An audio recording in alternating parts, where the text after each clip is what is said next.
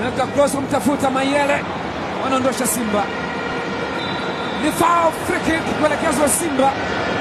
Dr. Khalid Aucho. Dakika 45 za kuhesabu zimekamilika.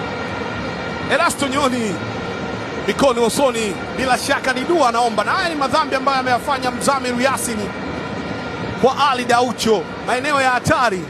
Kama Yanga watakuwa na specialist wa mipira ya namna ile. Nyuma ya mpira Faisal Salum yupo na Aziz Ki na Aish Manula akijaribu kuweka ulinzi wake vyema.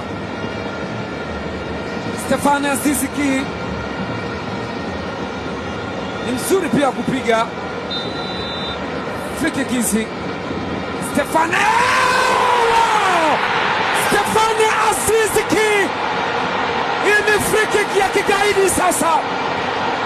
Free kick haina mbambamba, wakati anasema haina mbambamba, Aishi Manula yeye analia bonge la bao linafungwa hapa.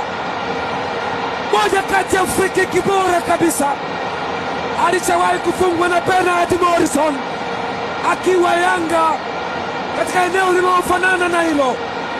Leo ni Stefano Aziz Ki.